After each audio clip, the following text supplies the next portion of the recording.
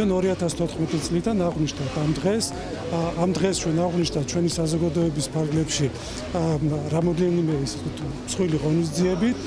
როგორც შარშანწინ ასევე წელს გადაწყვეტეთ, რომ ეს ღონისძიება ყოფილიყო აღნიშნული კვირეულის ფარგლებში და მიხარია, რომ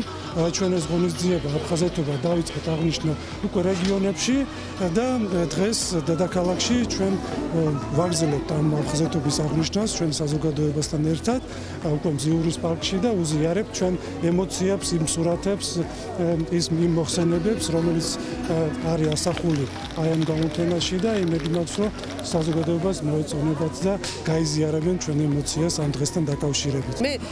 მინდოდა ძალიან რომ ფოტო გამოფენით დაგვეწყო, მინდოდა რომ ეს ყოფილიყო ხელმისაწვდომი ყველასთვის, მინდოდა რომ ყოფილიყო ეს სწორედ აი სეირნობის, მუსიკის ფონზე, შვილებთან, მინდოდა რომ სხვადასხვა თაობას ენახეს და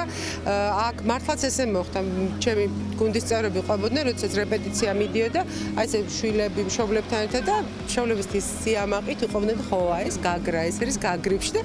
ბავშვები გაოგნებულები უყურებდნენ აი ამ მართლაც ულამაზეს ხედებს. ეს არის ჩემი პირველი პროგრამა, ჩემს გუნდთან ერთად და აი მართლა ძალიან ბედნიერი ვარ, რომ ის გამოვიდა ისეთი როგორც ჩაფიქრებული იყო. აფხაზეთობის აღნიშვნა რამდენიმე ნაწილად დაიყო მთელი საქართველოს მასშტაბით,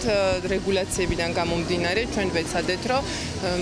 ბევრი პატარ-პატარა და საინტერესო ღონისძიება ჩაგვეტია ამ კვირეულში. პირველი ღონისძიება იწყება სწორედ აქ, მზიურში, სადაც კი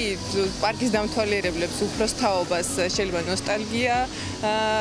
დაიპყროს ცოტა, მაგრამ ახალგაზრდებისთვის ვფიქრობ ძალიან ემოციური იქნება აი ამ კადრების აღმოჩენა, რადგანაც აქ ბევრი უცნობი კადრი არის და ვფიქრობ, რომ ისინი კიდევ ერთხელ ნახავენ